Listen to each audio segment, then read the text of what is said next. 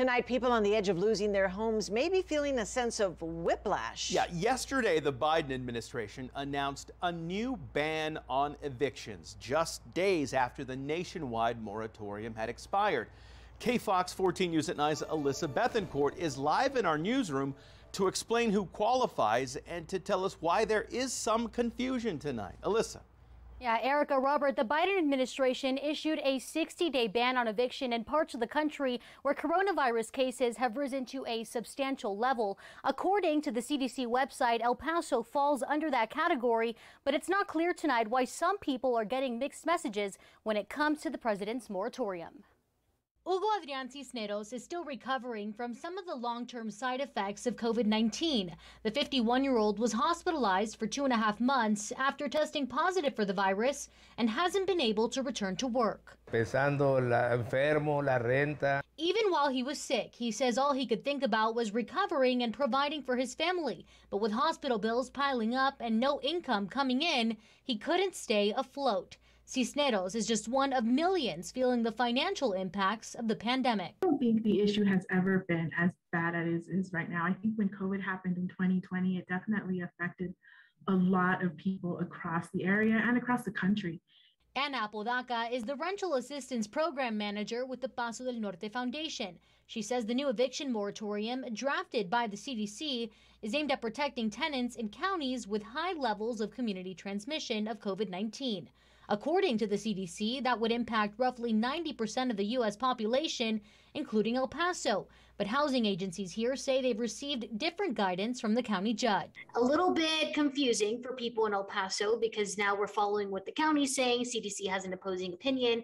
What do you think about kind of that in between? The county judge this morning stated that there was not a substantial increase and that we should not be under this order. El que no pasó por esto no sabe de esto y es fácil para ellos hablar o decir, ¿verdad? De que pues sí, que ya está grande, ya estás bien, ya trabaja. Until there's a clear answer, people like Cisneros don't know what's going to happen next.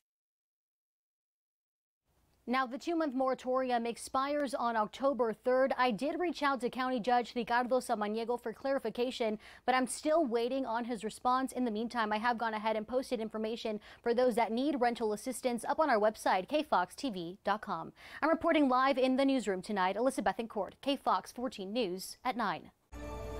Tonight, tenants facing eviction can breathe a collective sigh of relief. Kfox 14 has confirmed that the CDC's moratorium on evictions will apply here in El Paso, even though some stakeholders had said otherwise. Kfox 14 News at 9's Alyssa Bethencourt joins us now live from Central El Paso to explain. Alyssa. Right, guys. Well, the CDC issued an eviction moratorium that expires on October 3rd. That's in 2 months to keep people in their houses as the Delta variant spreads. According to the CDC's website, El Paso has reached a substantial level in COVID-19 cases, meaning that we qualify for the moratorium. But some housing agencies in El Paso designed to help people facing eviction told me the opposite. The county judge this morning stated that there was not a substantial increase and that we should not be under this order. The moratorium that took place August 3rd does not affect El Paso whatsoever.